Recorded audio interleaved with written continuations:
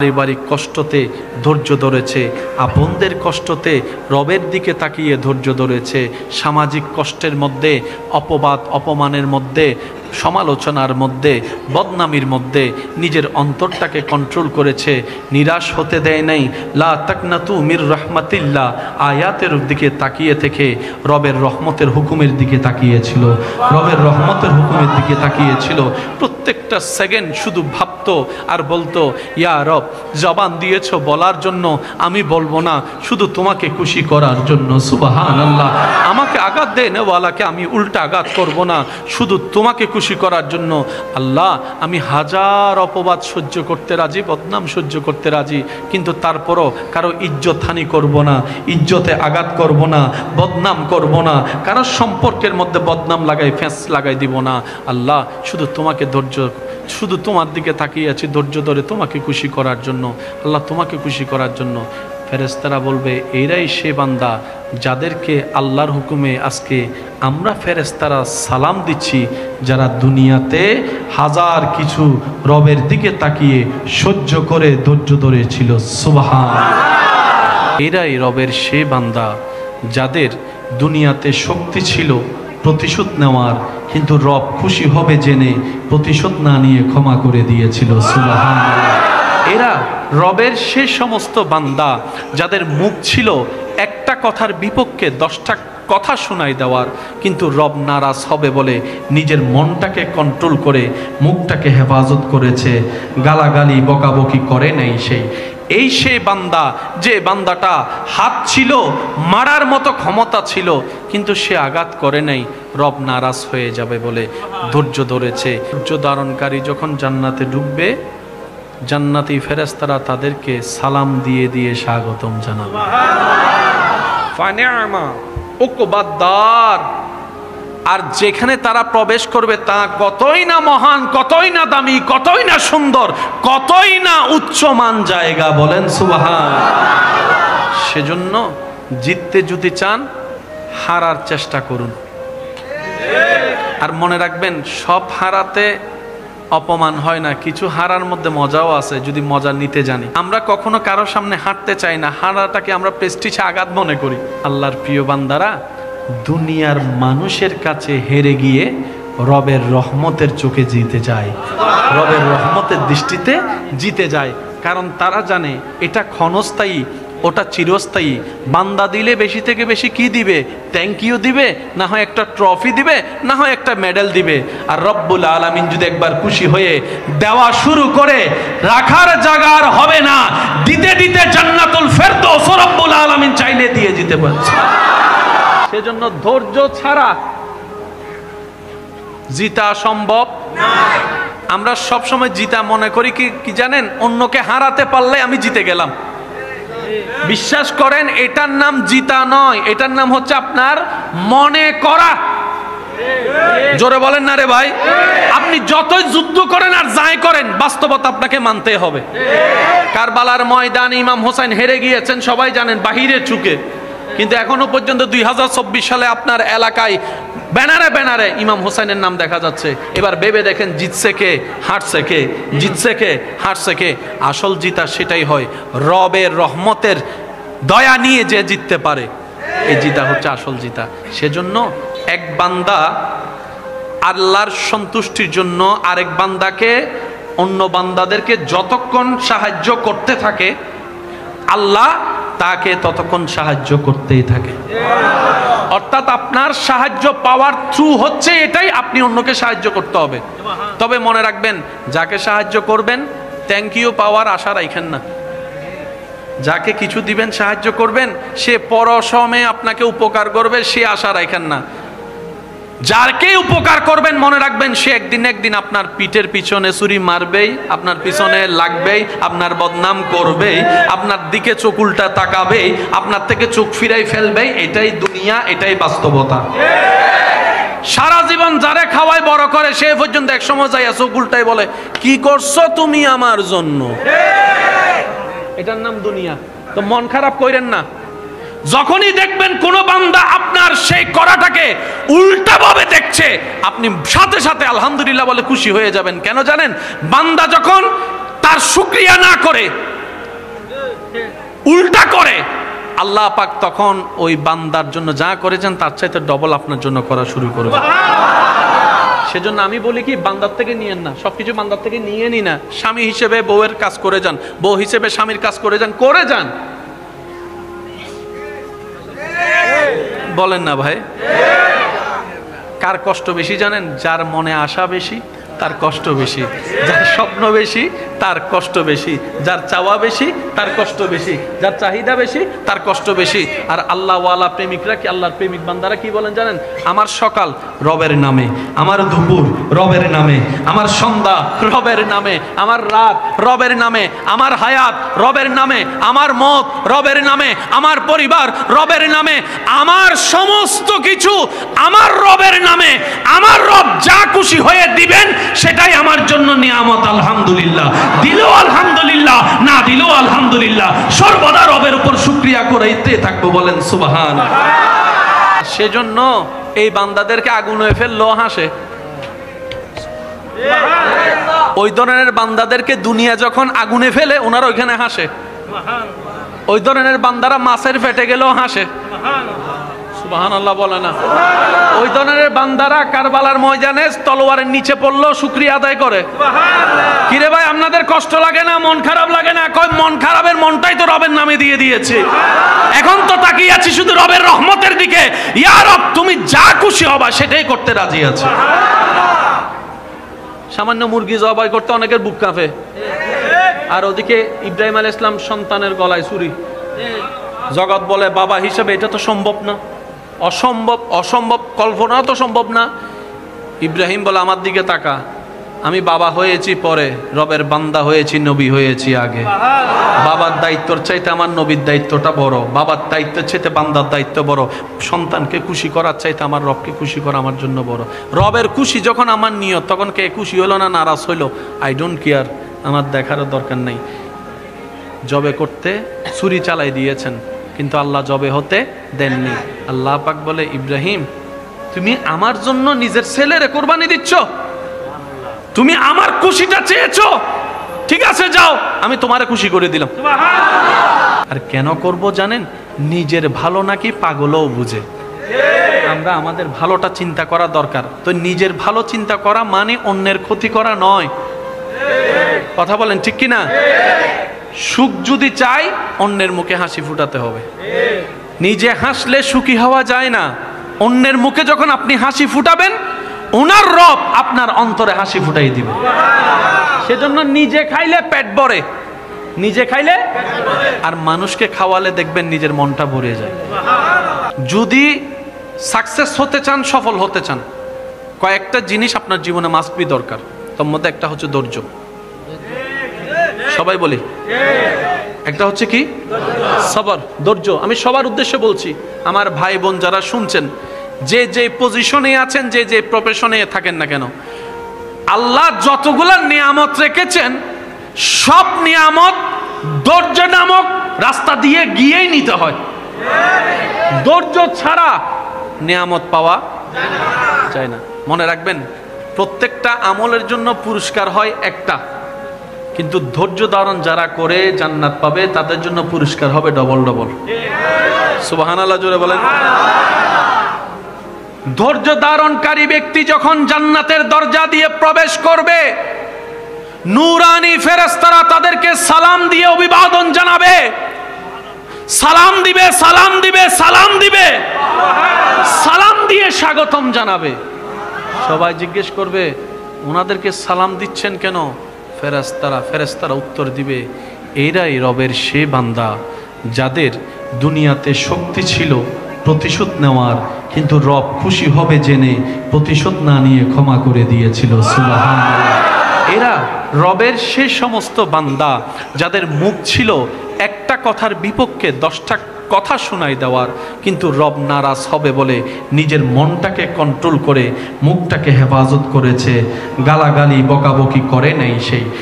সেই বান্দা, যে বান্দাটা হাত ছিল, মারার মতো ক্ষমতা ছিল, কিন্তু সে আঘাত করে নাই। রব নারাজ হয়ে যাবে বলে ধৈর্য ধরেছে। পারিবারিক কষ্টতে ধৈর্য ধরেছে, আপনদের কষ্টতে রবের দিকে তাকিয়ে ধৈর্য ধরেছে, সামাজিক কষ্টের মধ্যে, অপবাদ অপমানের মধ্যে, সমালোচনার মধ্যে, বদনামির মধ্যে নিজের অন্তরটাকে কন্ট্রোল করেছে, নিরাশ হতে দেয় নাই। লা তাকনাতু মির রাহমাতিল্লাহ আয়াতের দিকে তাকিয়ে থেকে রবের রহমতের হুকুমের দিকে তাকিয়েছিল, রবের রহমতের হুকুমের দিকে তাকিয়েছিল। প্রত্যেকটা সেকেন্ড শুধু ভাবতো আর বলতো, ইয়া রব, জবান দিয়েছ বলার জন্য, আমি বলবো না, শুধু তোমাকে খুশি করার জন্য। সুবহানাল্লাহ। আমাকে আঘাত দেয় নেওয়ালাকে আমি উল্টা আঘাত করব না, শুধু তোমাকে খুশি করার জন্য। আল্লাহ, আমি হাজার অপবাদ সহ্য করতে রাজি, বদনাম সহ্য করতে রাজি, কিন্তু তারপরও কারো ইজ্জত হানি করব না, ইজ্জতে আঘাত করব না, বদনাম করব না, কারো সম্পর্কের মধ্যে বদনাম লাগাই, ফেঁস লাগাই দিব না।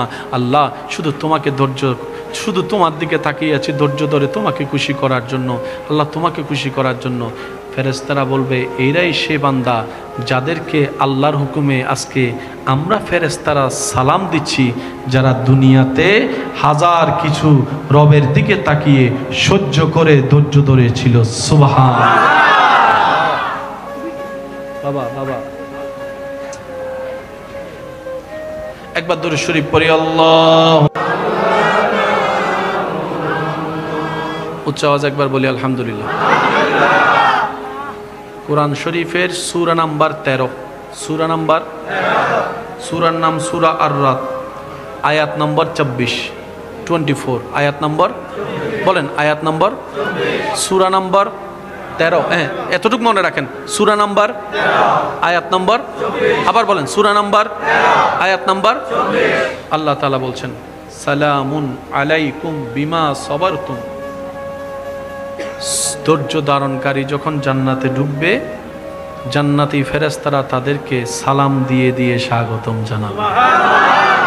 ফানিআমা উকবাদ-দার। আর যেখানে তারা প্রবেশ করবে তা কতই না মহান, কতই না দামি, কতই না সুন্দর, কতই না উচ্চমান জায়গা। বলেন সুবহান। সেজন্য জিততে যদি চান, হারার চেষ্টা করুন। আর মনে রাখবেন, সব হারাতে অপমান হয় না, কিছু হারার মধ্যে মজাও আছে যদি মজা নিতে জানি।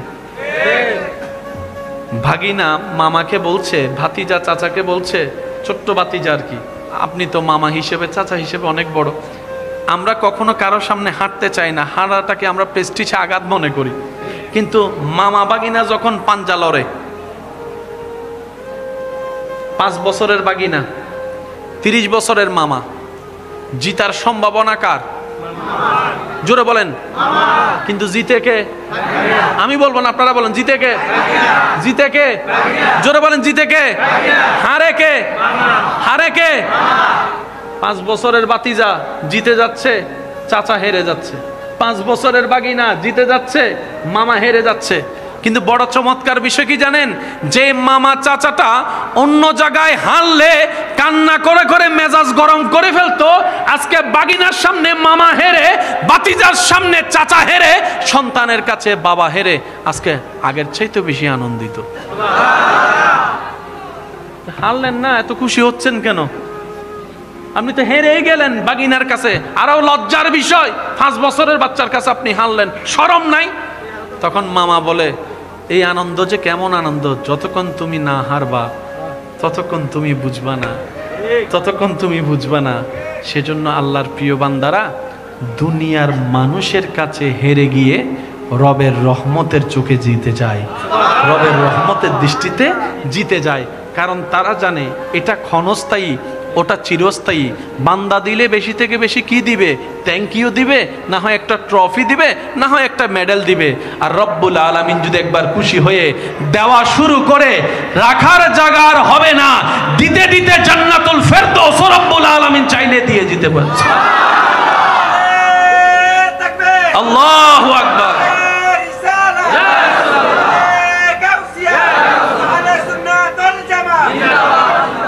আওয়াজে বলেন না মারহাবা। সেজন্য ধৈর্য ছাড়া জিতা সম্ভব নয়। আমরা সব সময় জিতা মনে করি কি জানেন? অন্যকে হারাতে পারলে আমি জিতে গেলাম। বিশ্বাস করেন এটার নাম জিতা নয়, এটার নাম হচ্ছে আপনার মনে করা। জোরে বলেন না রে ভাই। আপনি যতই যুদ্ধ করেন আর যাই করেন, বাস্তবতা আপনাকে মানতে হবে। কারবালার ময়দানে ইমাম হোসেন হেরে গিয়েছেন সবাই জানেন, বাহিরের চুকে, কিন্তু এখনো পর্যন্ত 2024 সালে আপনার এলাকায় ব্যানারে ব্যানারে ইমাম হোসেনের নাম দেখা যাচ্ছে। এবার ভেবে দেখেন জিতছে কে, হারছে কে, জিতছে কে, হারছে কে। আসল জিতা সেটাই হয় রবের রহমতের দয়া নিয়ে যে জিততে পারে, এই জিতা হচ্ছে আসল জিতা। সেজন্য আমি আর দীর্ঘায়ু না করি, আপনাদেরকে অনেক কষ্ট দিয়ে দিয়েছি। আবদার করে কথাটা বলবো, ধৈর্য ধরতে হবে। দুনিয়া তো নিয়ামত, আখেরাতও আল্লাহর দরবারে শুকরিয়া আদায় করতে হবে। দুনিয়া তো নিয়ামত, আখেরাতে বেশি বেশি ইস্তেগফার তওবা করতে হবে। দুনিয়া তো নিয়ামত, আখেরাতও। আল্লাহ রসুল একটা হাদিস বলে আমি আপনাদের থেকে বিদায় নিব।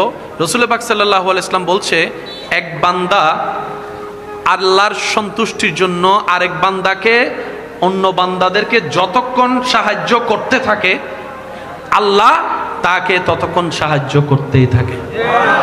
অর্থাৎ আপনার সাহায্য পাওয়ার থ্রু হচ্ছে এটাই, আপনি অন্যকে সাহায্য করতে হবে। তবে মনে রাখবেন, যাকে সাহায্য করবেন থ্যাংক ইউ পাওয়ার আশা রাখেন না। যাকে কিছু দিবেন, সাহায্য করবেন, সে পরসময়ে আপনাকে উপকার করবে, সে আশা রাখেন না। যাকে উপকার করবেন মনে রাখবেন, সে একদিন একদিন আপনার পিঠের পিছনে ছুরি মারবেই, আপনার পিছনে লাগবেই, আপনার বদনাম করবেই, আপনার দিকে চোখ উল্টা তাকাবেই, আপনার থেকে চোখ ফিরাই ফেলবেই। এটাই দুনিয়া, এটাই বাস্তবতা। সারা জীবন যারে খাওয়াই বড় করে, সে পর্যন্ত এক সময় যাইয়া চোখ উল্টাই বলে, কি করছো তুমি আমার জন্য। এটার নাম দুনিয়া। তো মন খারাপ করেন না। যখনই দেখবেন কোন বান্দা আপনার সেই করাটাকে উল্টা ভাবে দেখছে, আপনি সাথে সাথে আলহামদুলিল্লাহ বলে খুশি হয়ে যাবেন। কেন জানেন? বান্দা যখন তার শুকরিয়া না করে, উল্টা করে, আল্লাহ পাক তখন ওই বান্দার জন্য যা করেছেন তার চাইতে ডবল আপনার জন্য করা শুরু করবে। সেজন্য আমি বলি কি, বান্দার থেকে নিয়েন না, সবকিছু বান্দার থেকে নিয়ে নি না। স্বামী হিসেবে বউয়ের কাজ করে যান, বউ হিসেবে স্বামীর কাজ করে যান, করে যান। বলেন না ভাই? কার কষ্ট বেশি জানেন? যার মনে আশা বেশি তার কষ্ট বেশি, যার স্বপ্ন বেশি তার কষ্ট বেশি, যার চাওয়া বেশি তার কষ্ট বেশি, যার চাহিদা বেশি তার কষ্ট বেশি। আর আল্লাহ ওয়ালা প্রেমিকরা কি, আল্লাহর প্রেমিক বান্দারা কি বলেন জানেন? আমার সকাল রবের নামে, আমার দুপুর রবের নামে, আমার সন্ধ্যা রবের নামে, আমার রাত রবের নামে, আমার হায়াত রবের নামে, আমার মত রবের নামে, আমার পরিবার রবের নামে, আমার সমস্ত কিছু আমার রবের নামে। আমার রব যা খুশি হয়ে দিবেন সেটাই আমার জন্য নিয়ামত। আলহামদুলিল্লাহ, দিলেও আলহামদুলিল্লাহ, না দিলেও আলহামদুলিল্লাহ। সর্বদা রবের উপর শুকরিয়া করাইতে থাকবো। বলেন সুবহানাল্লাহ। কষ্ট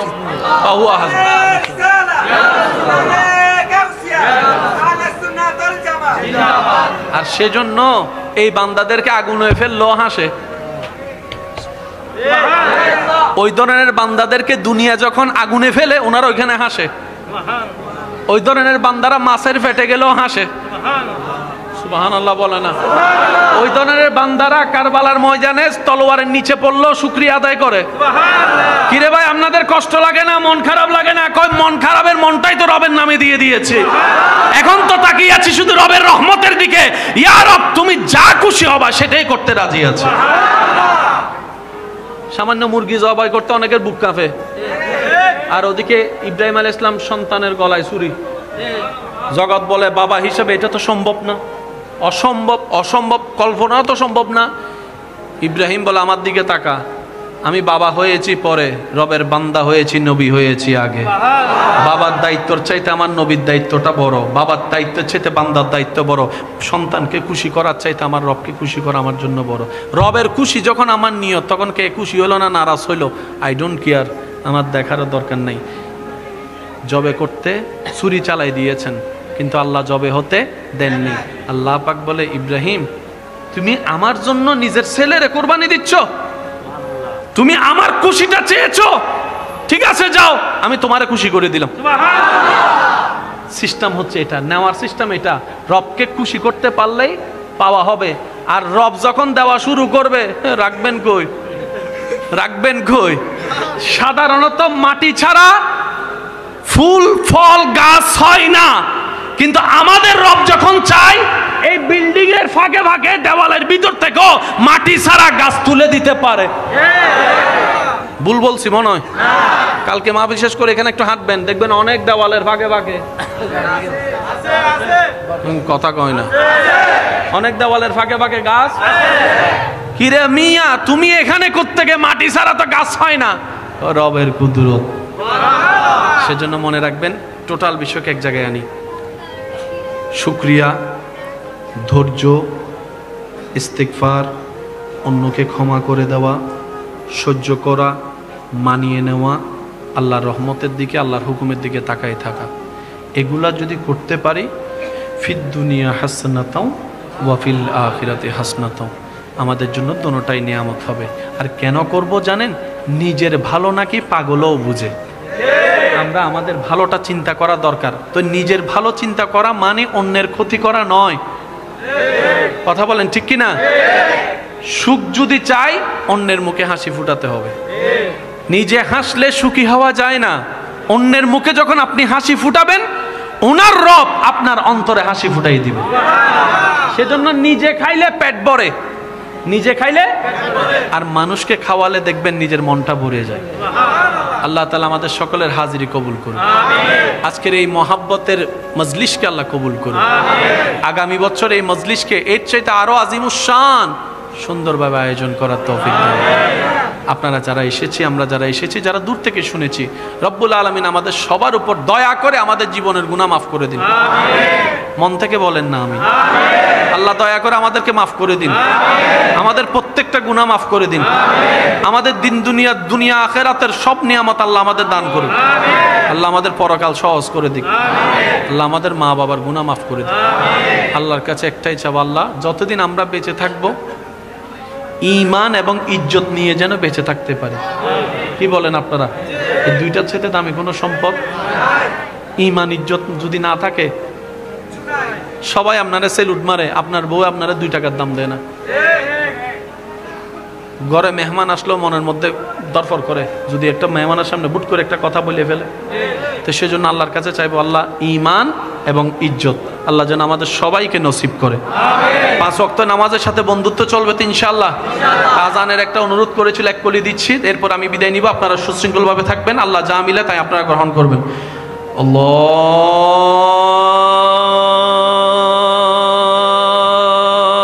আল্লাহু আকবার, আল্লাহু আকবার, আল্লাহু আকবার, আল্লাহু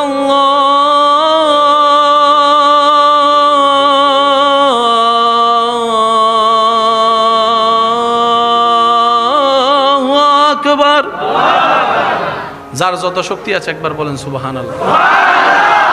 আওয়াজটা মন থেকে আওয়াজ